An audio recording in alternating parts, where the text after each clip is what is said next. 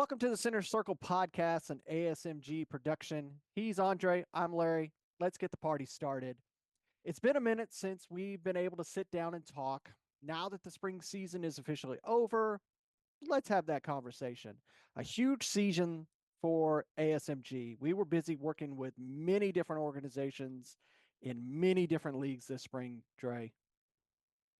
Yeah, I mean it's been really the most momentous time period I think for not only ASMG but for the leagues that we've been covering, especially the UPSL. And yeah, now it's including like Apotheos at MPSL, and we're getting into the academy leagues as well. There's a women's division that's being formed. So there's quite a lot of activity at this stage and a lot of development, and we'll get into why that's important for soccer in the United States, and particularly in the Southeast region where we are. Definitely. Want to take a moment to thank Southern Soccer Academy and working with us and their USL2 men's team and their USL women's team. I really look forward to next season and see that expanding coverage for SSA over there in Austell, Georgia. Also, want to thank Atlanta United, really big for ASMG. We had an opportunity to work with Atlanta United throughout its various levels. Even got to spend some time and do a preseason match for the ones. I got to work with I have to say, the most fun I've ever had with a broadcast was doing that Atlanta United media That was match. a lot of fun. Yeah, I So mean that it was just a lot of fun for a good cause, and working there with Jason Longshore and company, and just having a good afternoon was something I look forward to doing again too. Definitely so. Working with their youth academy, we're going to expand there probably next season as well. Also, thank Apotheos FC, just like you were saying, Dre, had an opportunity to be their broadcast partner for their MPSL season. Anthony and the rest of the crew over there at Apotheos were absolutely the best that you could ever ask for. Their way of doing soccer is just unmatched here in the southern region. Yeah, I mean it's refreshing to see a club approach the game the way they do. Very professional. Anthony's done a great job media wise, and particularly working with us, but also there at the park. He has a lot of the attention and concern for the fan experience, both when they attend there or when they watch online. So they're setting a good example, I think, that other clubs can learn from. Yeah, we can't, not talk about 109 coming back from the Oh yeah, dead, coming out, supporting Apotheos. yeah, Eh, West Side 109. Yeah, I, famous from the Atlanta Silverbacks days. yeah, I really think, with all those partnerships that Apotheos did with us, with Westside 109, I think that watch that season next spring, it's going to be even bigger. So I really, all around, just a stellar group. Of course, we can't evade the elephant in the locker room being Georgia FC and NISA. If anybody has looked at our social media, they'll see that we had to sever our broadcast arrangement with them due to NISA's inability to meet financial obligations to ASMG. The only thing I will just simply say is that, in my opinion, I think that USSF soccer needs to evaluate what's going on in that organization. And I think some changes need to be made.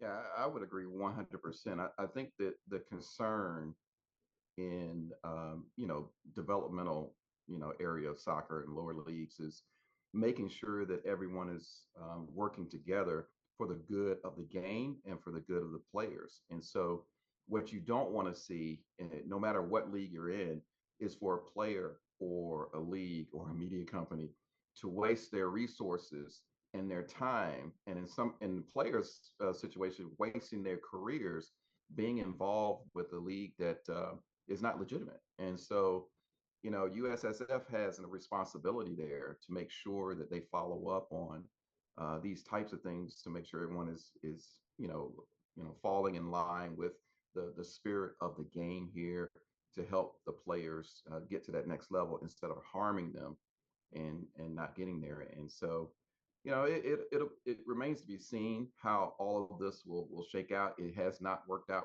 for us. I think that we knew going into that arrangement that it was a bit of a gamble. We'd heard some things allegedly that were going on that could be a danger, and we found out that under the circumstances they came true for us, unfortunately. But hopefully, these things can be repaired, and we can look at you know more of a unified approach to the game at the lower leagues from all these leagues. But time will tell. We'll see. We shall.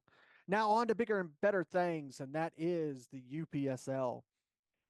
And of course, full disclosure, we have some operating status within the UPSL, you being the conference manager of the Premier League in the Georgia Conference. That being said, I have to say, I feel like this season was probably the best overall season in the UPSL by far. Being with the UPSL now, coming up on 5 years, talk about just overall the performances, not just for our teams here in the Georgia Conference, but the entire Southeast region and also nationwide. I mean, I that was probably, and we'll talk about it here in a minute. That was probably the best Final Four I've ever watched.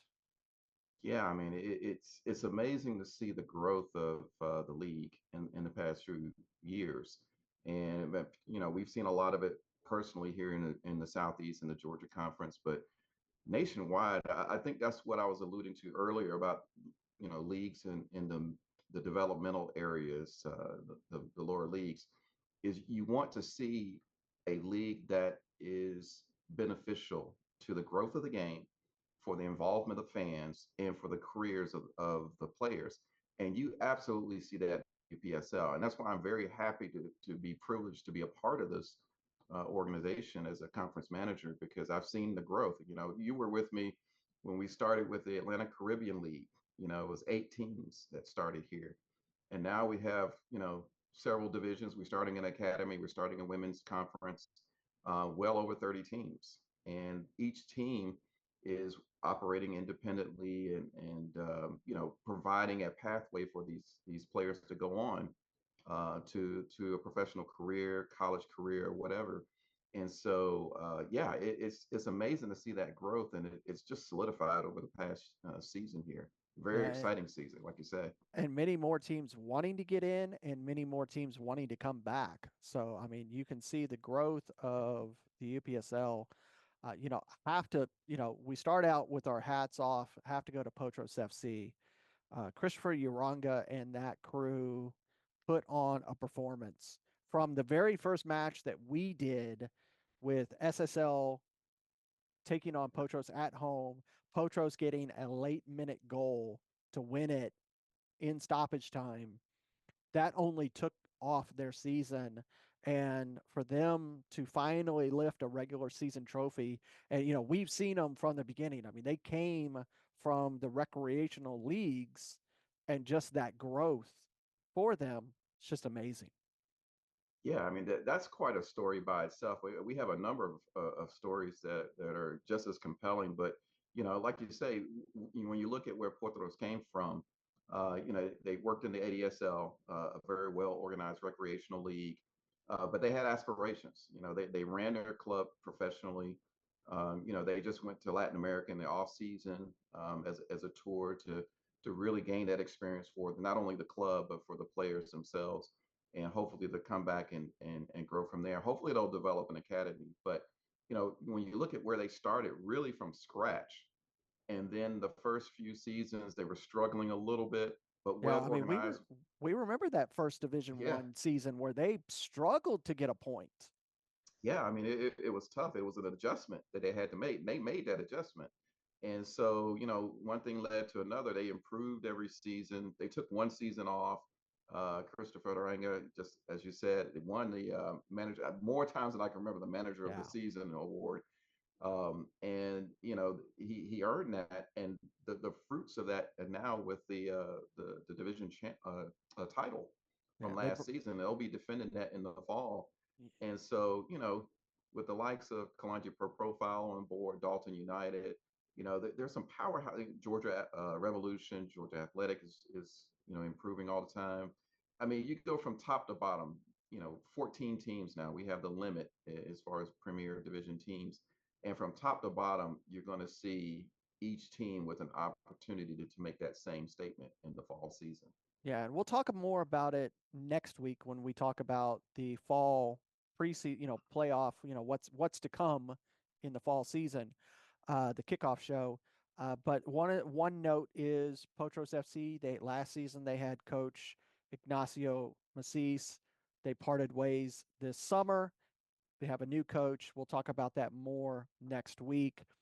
Dalton United, they fought hard, ended the season in second place, just 1 point from Potros. You know, what did we expect? Kalanji Pro Profile in that top five. They were sitting there in third place. Atlanta United right there with them. I was really happy to see UMAFC coach Andrew make it to the playoffs in fifth. Georgia Athletic, that new club coming in from Division One, winning everything last fall, came in the spring, and they had kind of a roller coaster season. Made it sixth place, made it to the playoffs. Same with Georgia Revolution; they were the last team in seventh place. FC Birmingham, they were the odd man out, just losing by a point. Legends FC did really well. They also had a kind of a tumultuous season, ended in eighth or ninth, excuse me. SSL, I would have to say that was a big surprise to see them at the bottom of the table there in the 10th place. Atlanta City, they had that stellar, they were the Cinderellas last fall in the playoffs, going into the national playoffs. They ended in 11th. And then those last two spots, FC Atlanta and North Georgia. So it was a little bit of a change, I mean, but they were talk. I mean, I think we went what 10, 11 weeks before we actually ended in a draw, a 0-0 match. Every match Yeah, had a that's right. goal. Yeah. Just a lot of different stories, from that competition.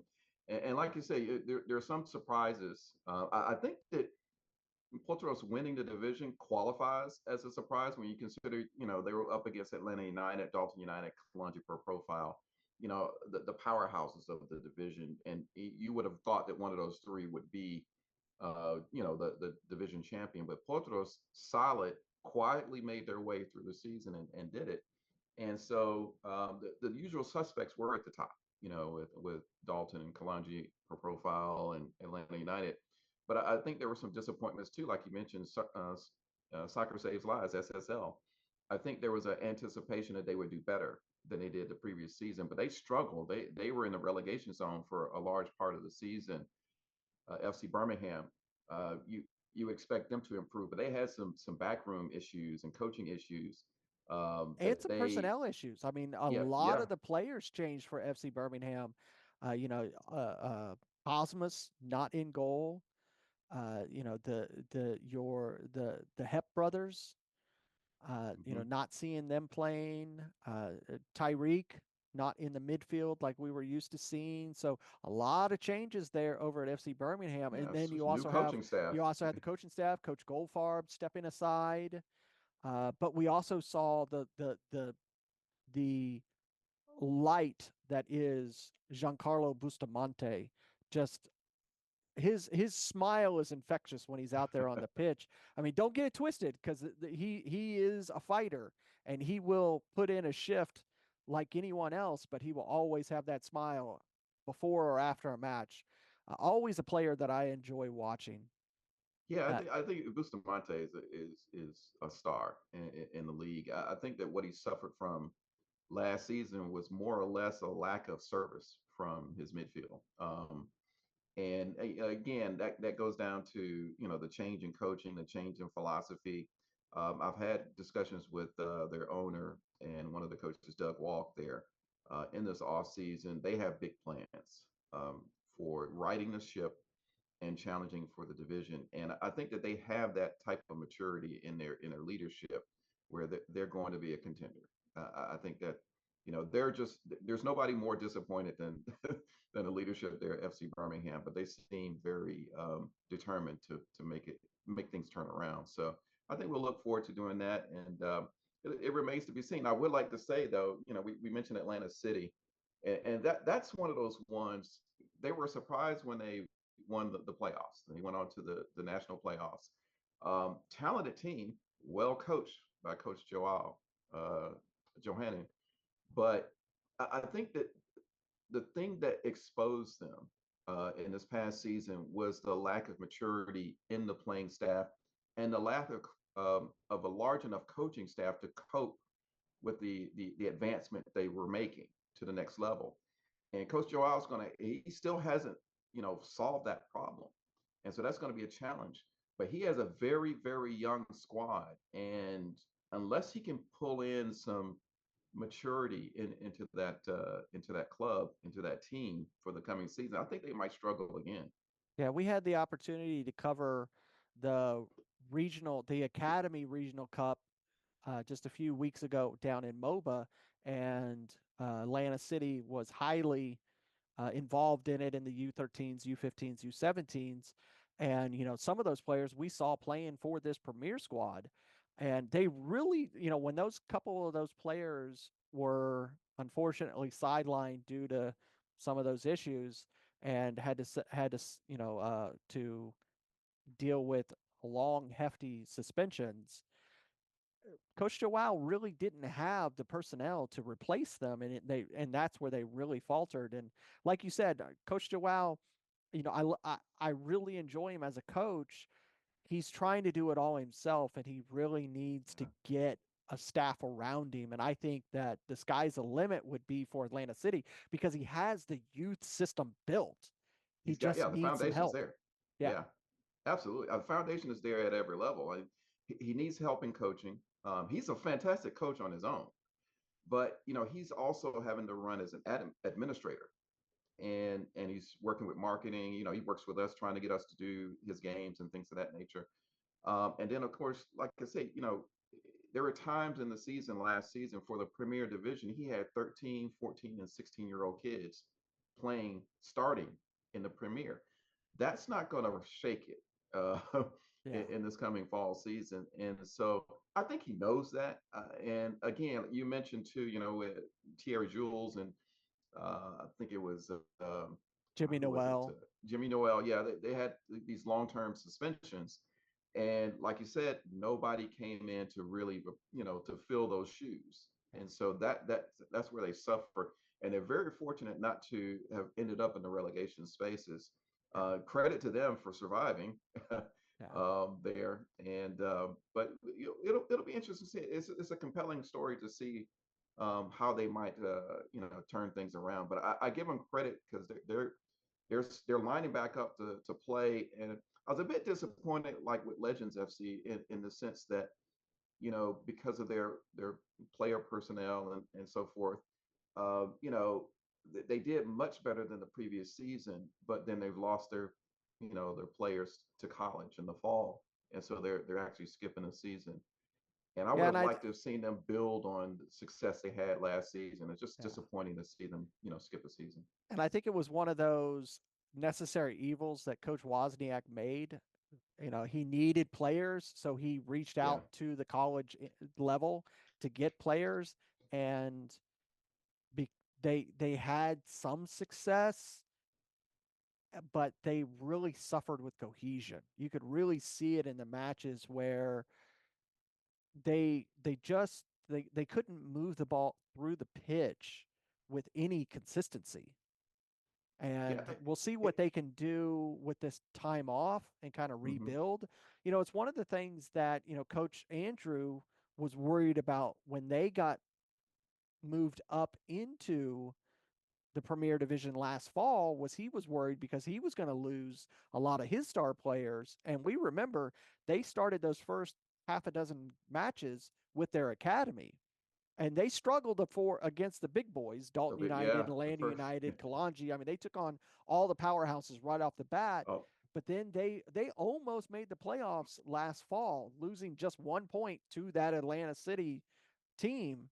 And then they were able to come with a little bit better of a squad with Tony Kim. You got the likes of DJ Shin back there in the defense, and Ethan in goal. And they were really able to control themselves. Now they didn't score as many goals as they did in that Division 1 season, but I think that also goes to Georgia Athletic and Georgia Revolution. A little bit of a change in levels of play. They, owned that Division 1 last fall, kind of like what UMA did. And they came in the spring and they only ended in sixth and seventh. Yeah. And there were at times through the season where they kind of struggled in some of those matches. Yeah, I mean, Georgia Revolution, very well run club, very well coached club. But again, like you say, Division 1 is different than Premier, and so it is a step up. It's a big step up, and the Revolution struggled at the end of the season. I think they lost like 4 games on the trot to end the season out, and that took them out of any type of playoff contention. And so that was a disappointment because you would have thought that they would be one of the contenders to challenge for the division title in the playoffs and go on to the nationals.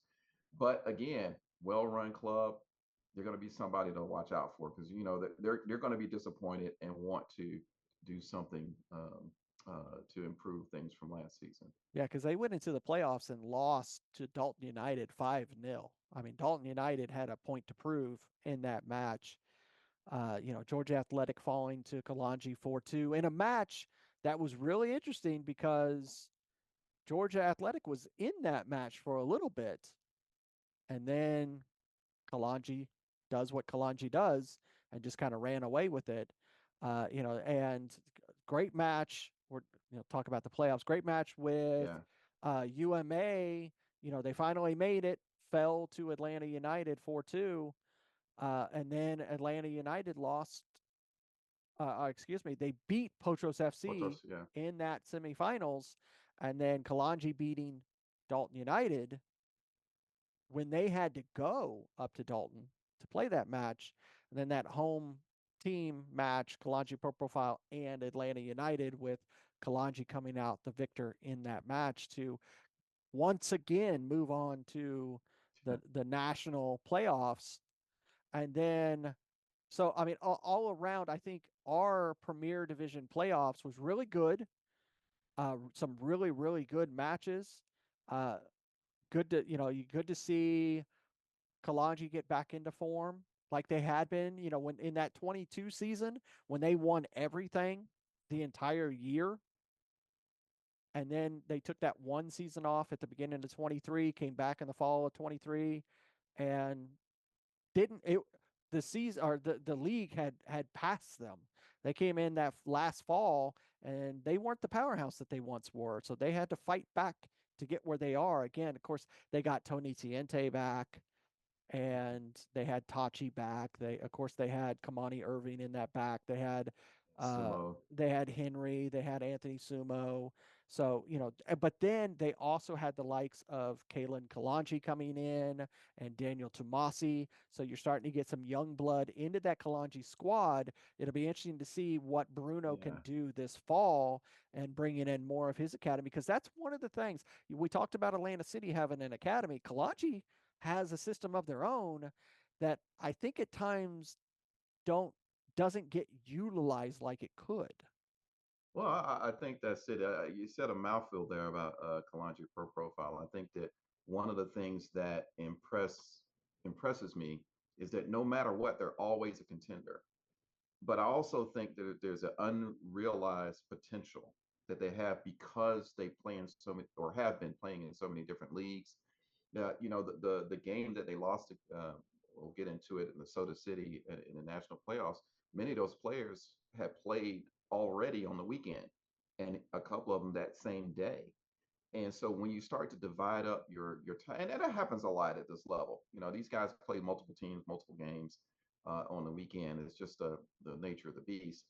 But when you have that division, then you kind of cut into your potential for getting ahead in a competition like this.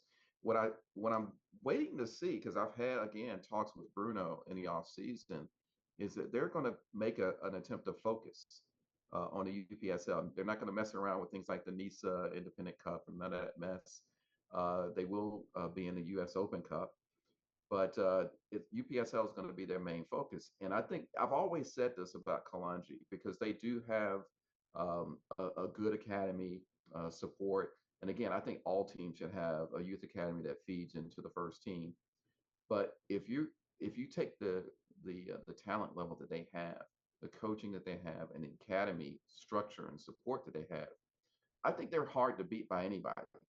And I think that's something Atlanta United found out in the playoffs, and other teams are finding out.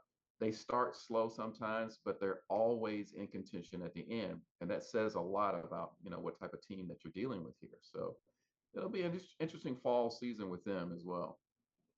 Definitely. And so here in a moment, we'll talk about the playoffs that were the national playoffs and the Final Four and all that. First, let's have a word from our sponsor. Hey, coach, is your game going to be live streamed?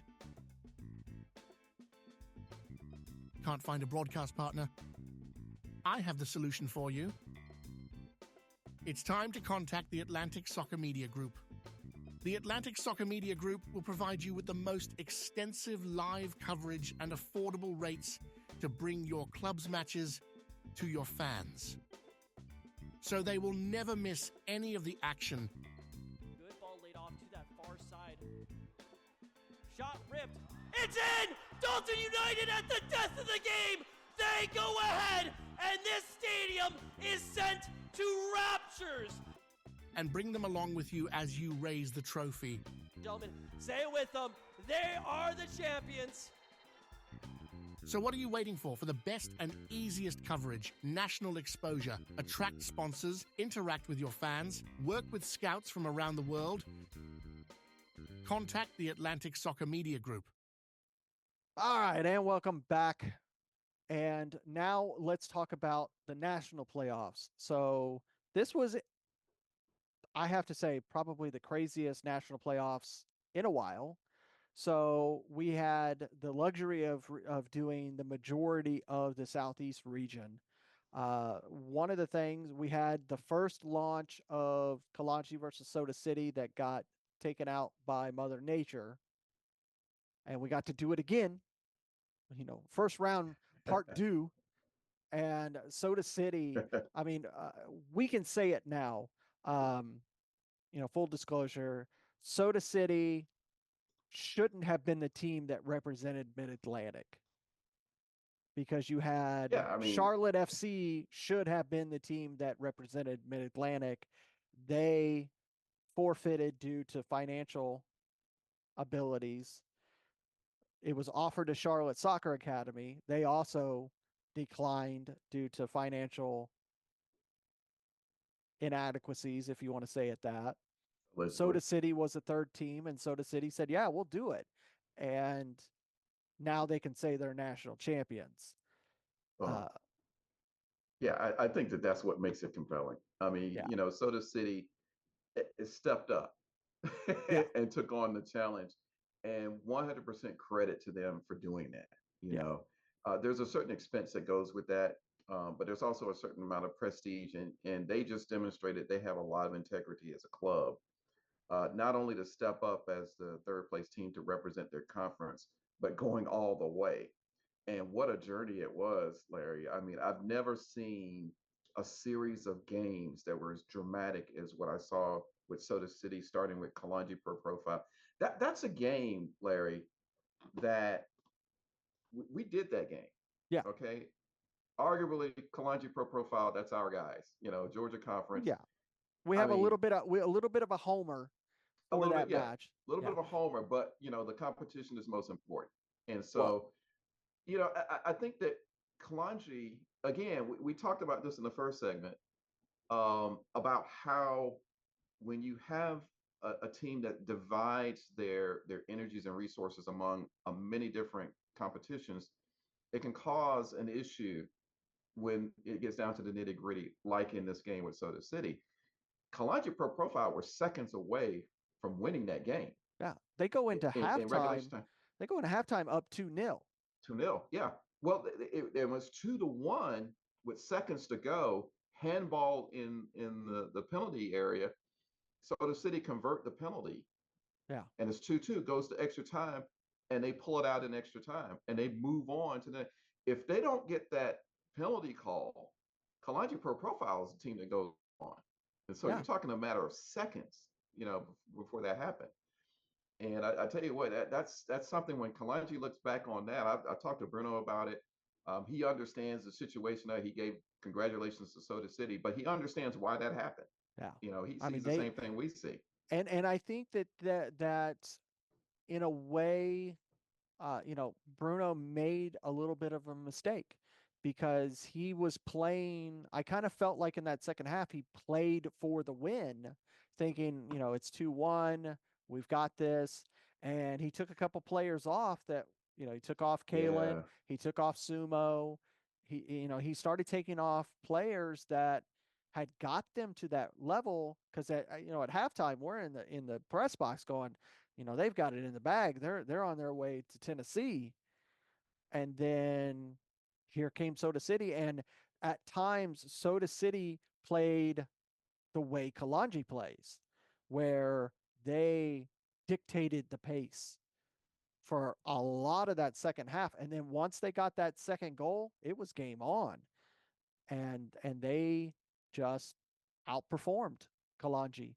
And like you said, all Bruno could do was tip his hat and say, "Well played."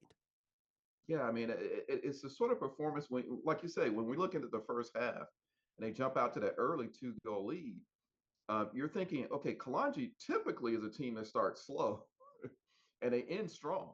I mean, they wear down their opponent, and by the second half, the opponent's just out of energy. They're out of they had their will broken, and that's just the team that they are. They play head games too with the opponent a lot of times, and they generally come out with the win. And so it was a surprise to see how that flipped a little bit on Kalonji. They started out quickly and then lost the initiative late in the second half. And I think part of that, I mean, that's down to Soda City. I mean, you know, we haven't had the pleasure of watching them throughout the season. So, this is our first real chance to see them up front and personal. But it really showed, and again, as they went on in the tournament, it really showed what type of team that they are. They just never gave up. They kept, plugging away at it. And you mentioned that they pulled off, Kalen, they pulled off Sumo. And I wonder, I mean, I don't know if it's strictly down to, he just thought he had the game in the bag. I don't think it was that. I think that they were out of energy. I think because you saw them drain of energy as the game went on. And again, that goes back to what I said about them playing in other competitions on the weekend. They're playing to the limit. Now they have enough players. I mean, I mean, Kalonji, they signed 60, 70 players that they can have access to. But their core group is the one that's playing in this game. And as you saw, they almost won it anyway. But I think that if what would have happened if they didn't have the other competitions that they're playing and the players didn't individually play in different teams in different competitions? What difference in the performance do you think we would have seen And that's in one there? of the things that cost them because Tony Tiente was injured just 2 weeks prior, Yeah, that playing in ankle. the NISA Invitational Cup when they took on Savannah Clovers. So he wasn't at full strength. He didn't even play the entire match until the extended time when he came on late, and he wasn't at full strength. What could they have done if they would have had Tony Tiente maintaining that midfield like he had done all season? Yeah, I think those are all questions I think that Bruno knows the answer to. And I think that's why his focus is changing for this coming fall. Now, I've heard the words, but it'll remains to be seen if it's actually going to happen in the season. I have no reason to doubt that because I think that he really wants to reestablish his team as a force in the UPSL Georgia Conference. And I think it's very important to him. So it'll be interesting to see how that happens. But I tell you what, a lot of other teams are raising their game too. And with Portros and Georgia Revolution and in the Max, Dalton's always going to be there. So it'll be interesting to see who's going to represent the Georgia Conference in the fall national tournament. But Yes. it's going to be a nice ride. Yeah. Well, then the second round, we traveled all the way up to Memphis to take Tennessee Tempo take on Soda City in a match that ended up into going to PKs. Yeah. Uh, that was just a great match all around, back and forth, both sides had it for a moment, then lost it. There were penalties on both sides, and Yeah. Soda City coming out on top. And of all guys to lose it, Quadway Poku not converting a penalty Remember, and he converted a penalty in regular time. in regular time, and You know, then and not then able to do it the second time. yeah, he was stepping up to keep it alive. And he just mishit it. And again, I mean, these guys, we we forget how Soda City got there. As a third place team coming in, representing the conference, played extra time in Kalanji away.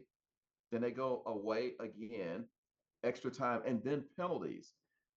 Just a week later, all the travel, that they've had to do. Those things play a factor,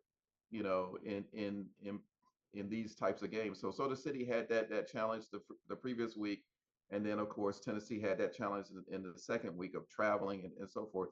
So both these teams are taxed physically. Yeah. And so, what normally would happen with Poku stepping up when he's had, a sufficient rest and regulation time where he did convert a goal, then you're losing a little bit of that energy. You're a little bit off balance, tired, stress. With everything on you, that there's stress and pressure on you, and he missed it. He just mishit it, and so the City go on to win. And it's funny that it was almost the reverse for Soda City in this game because they were ahead in regulation. Tennessee came back and tied it and forced the extra time. And then, of course, it went on with penalties. But, from there, Soda City saved themselves by winning the penalty shootout. Yeah, it was a fantastic match. And then we follow up in the Elite Eight. They come back from Columbia, South Carolina, here to the Silverbacks Park to take on Inter Miami, another team that also was a hard fought playoff for them. They had to win in penalties against Little Haiti Yeah. or in extra time against Little Haiti. So they were another team that fought through. Then they come up here and that was probably the least of the uh of the emotion for Soda City in winning that match at Silverbacks Park and earning that Final Four spot against Inter Miami, which was a fantastic match that we brought as well. Yeah. I mean, again, just how methodical Soda City were.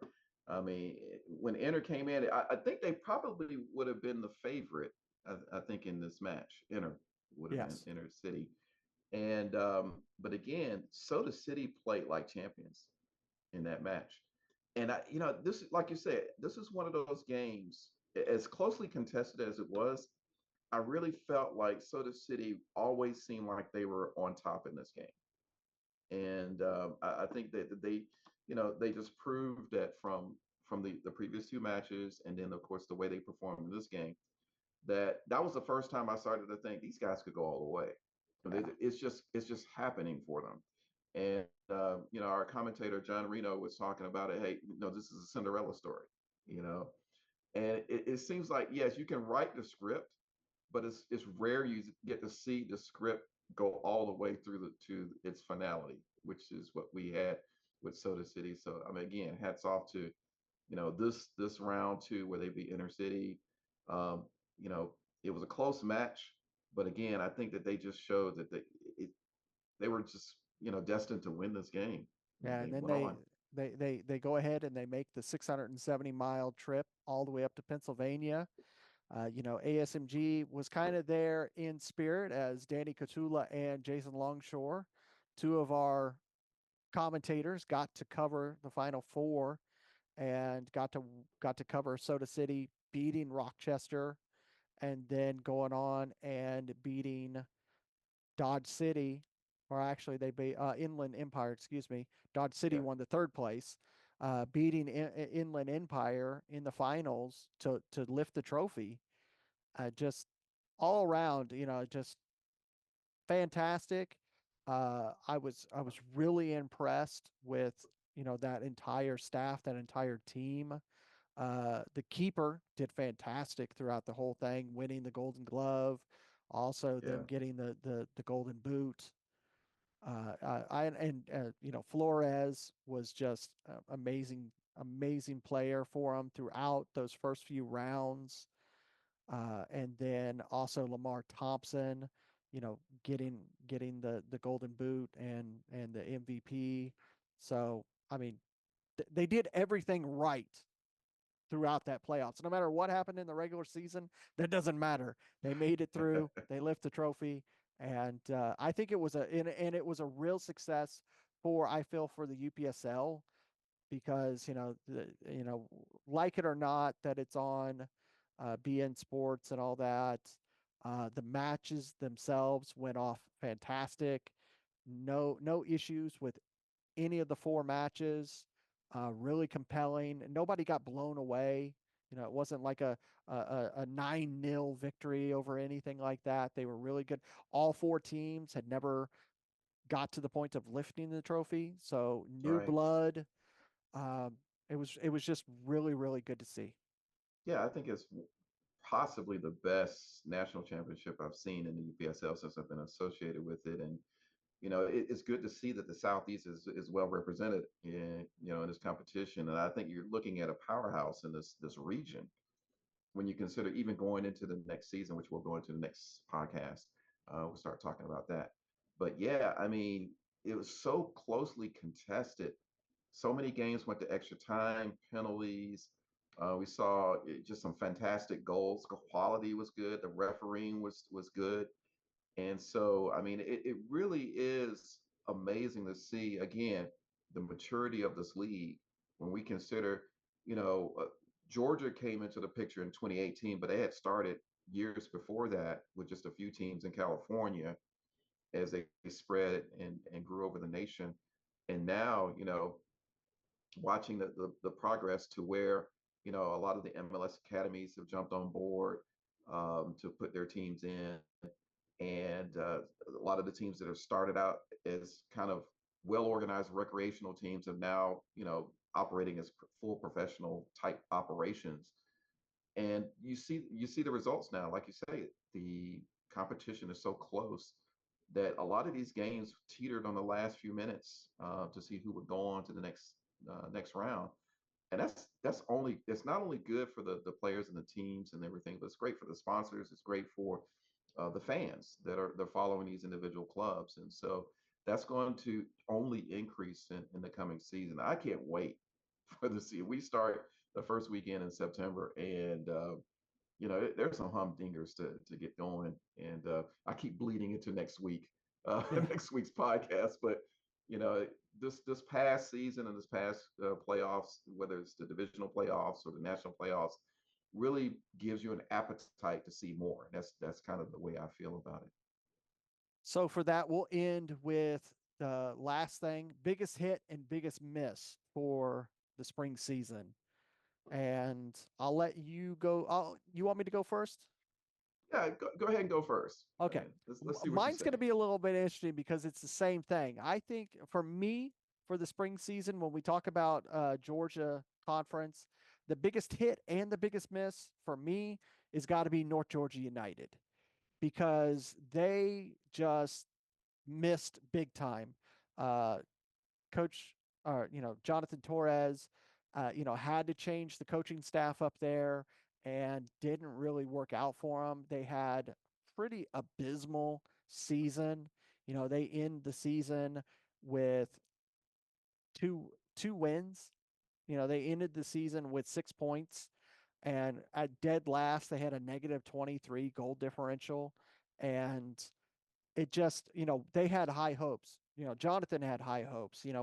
We cover all their home matches, and it just, for whatever, and of course got to think about the fact that They lost their star striker a few seasons ago to Kalanchi Pro Profile, McKeever, and they really haven't found a replacement for him. Now, you did have, one part of their biggest hit was Emmanuel Lom, who was the Mm. Golden Boot winner for the Georgia spring season, and a player that I have been talking about for a while now. One of my favorite players out of North Georgia United, had a great season, but they're still trying to fill some roles. You had Victor Valencia leave the organization and go over to Georgia FC, and Nisa not be able to play for them because of other obligations with Yeah, the there was a Nisa team.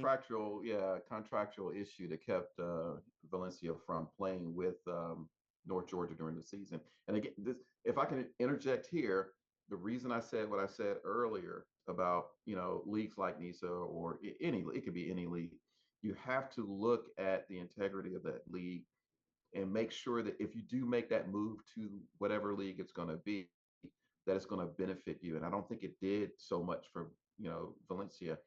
Just think about what if Valencia was able to stay and provide that leadership there at North Georgia. What kind of difference could that have made for them? And fortunately for them, they are able to stay, although they ended up in the relegation station because of the realignment for the fall season.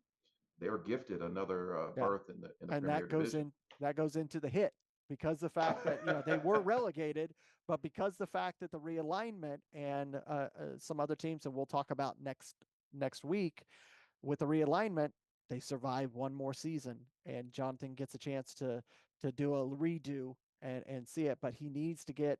Uh, I know that you've talked to him. He's working on the coaching staff, some changes there, as well as trying to bring in some players. He has that opportunity to pull from that North Georgia region, Tennessee as well. So hopefully he has an opportunity to get a couple more players and get some of those newer players to gel a little bit better and to put on a better product up there at Riverbend Park. So I have to feel like, for me, they're kind of the miss and the hit at the same time, because they get a chance to do it again. And to Yeah, go on one more adage, when you talked about Georgia FC, another player there, Patrick Okonkwo, who was Kalanji Pro Profile star striker, had his obligations with Georgia FC. What could they have done if you would have had Patrick Okonkwo and Anthony Sumo on the top there in that 4-4-2? yeah. I think a lot of people listening to this podcast know what my feelings are on those subjects.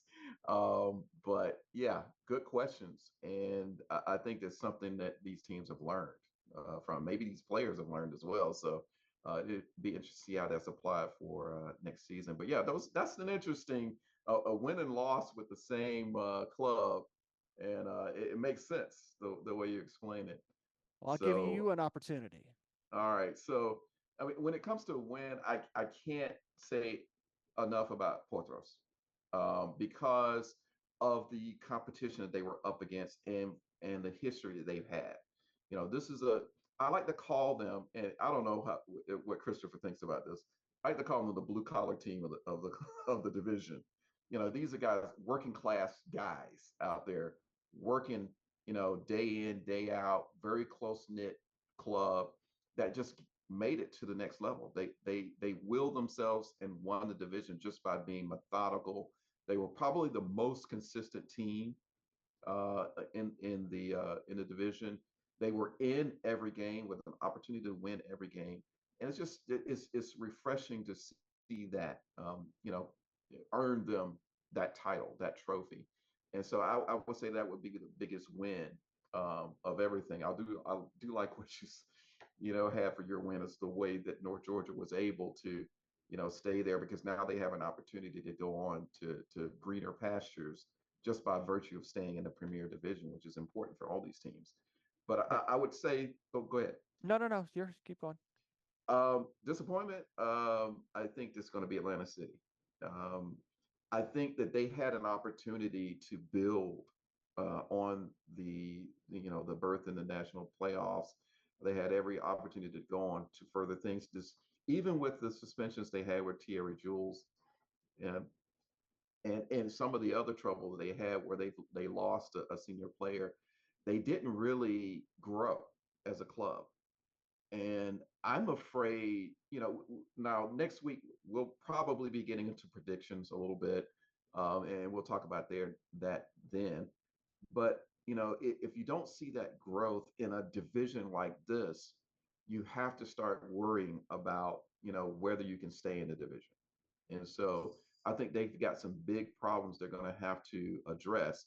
The good thing about Atlanta City is they do have a fantastic coach. Coach Joao is a fantastic coach. They have great youth, potential.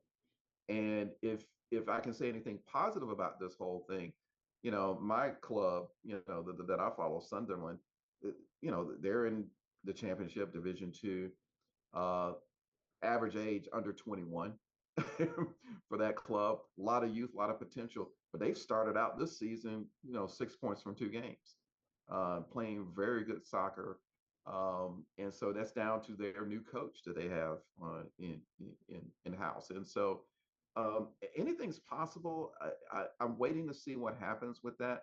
But that would be my biggest disappointment because they could have built on that success, but they went backwards. And when you put everything on children basically in an adult game, you can't really progress. I don't want to get like what's his face, that Liverpool guys talking about Manchester United. You can't win anything with kids, but you know in this case are babes. So Yeah, definitely so.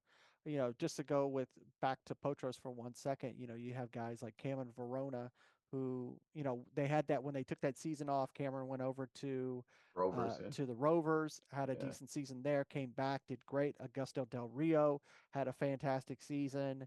He also just committed college. You got guys like Vos Vanderkirk. You got Mark Bonneau, who had that game-winning goal for the SSL to start their season.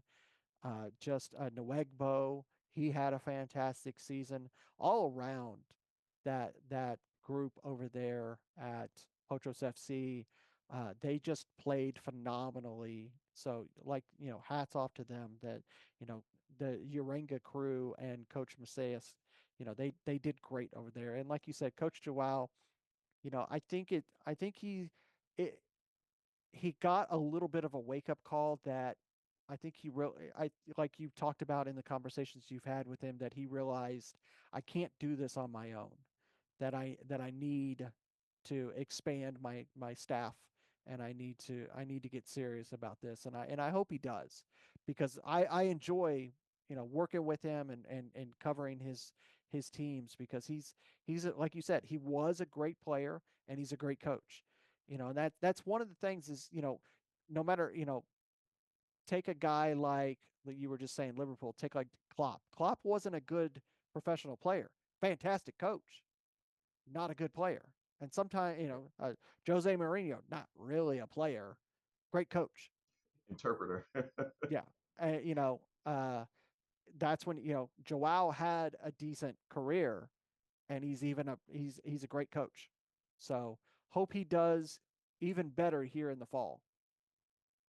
Yeah, I mean, I think that's vital what you said with Coach Joao. He has to grow the club. He's got to get a staff to assist him. He's going to have to start delegating. And, he's a very hands-on guy. But, the last thing I'll say about, the positive part about him is the opportunity he gives to the youth. I mean, they're getting a lot of good experience and they're starting young. And that's really the way you do it. He just needs to bring in some experience with those guys.